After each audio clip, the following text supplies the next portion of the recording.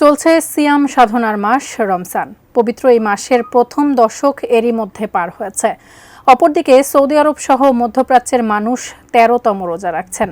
এমন পরিস্থিতিতে ঈদুল ফিতরের সম্ভাব্য তারিখ জানিয়েছে সংযুক্ত আরব আমিরাত। এমনকি চলতি বছরের রমজান মাসটি ২৯ নাকি ৩০ দিনের মধ্যে হবে সেই তথ্য জানায় এই দেশ। বিস্তারিত শেখ ফরিদের রিপোর্টে।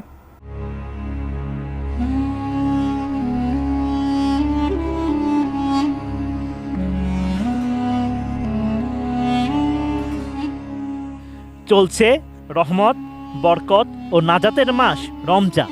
এমন পরিস্থিতিতে রোজার ঈদের সম্ভাব্য তারিখ জানিয়েছে সংযুক্ত আরব আমিরাত।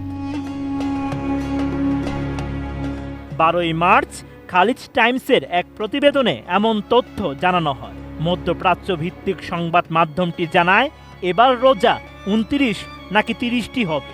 এই বিষয়ে তথ্য প্রকাশ করেছে সংযুক্ত আরব আমিরাতের দুবাই জ্যোতির্বিদ্যা গ্রুপ। এছাড়া সম্ভাব্য ঈদের তারিখও জানিয়েছে তারা। জুস রাখতে আমার পছন্দ স্টাইলিশ ও ফুড গ্রেড আরএফএল চক। জুস রাখার জোশ জগ।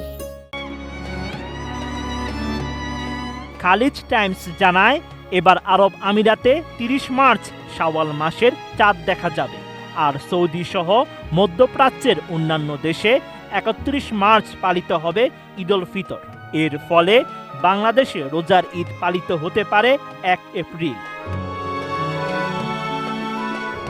সাধারণ মানুষের উদ্দেশ্যে দুবাই জ্যোতির্বিদ্যা কেন্দ্র জানায়, যদি আপনারা চাঁদ দেখতে পান তাহলে পর্যবেক্ষণের বিষয়টি স্থানীয় কমিটি অথবা অফিসিয়াল চাঁদ দেখা কমিটিকে জানান।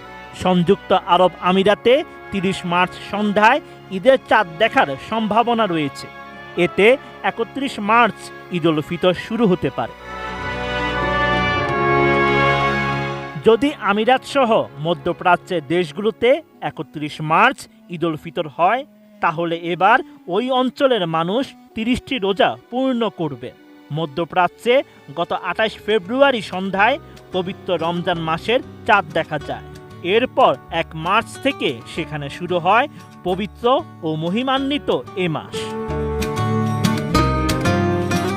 খালিজ টাইমস আরও জানায়, আমিরাতে চাঁদ দেখা কমিটি আগামী ২৯ মার্চ শাওয়াল মাসের চাঁদ অনুসন্ধান করবে। ওই দিন দেশটিতে রমজানের ২৯তম দিন থাকবে। যদি রমজান মাসটি ৩০ দিন পূর্ণ করে, তাহলে এবার আমিরাতের মুসল্লিরা ঈদে ৫ দিনের ছুটি পাবেন। Sheikh Farid, ATN news.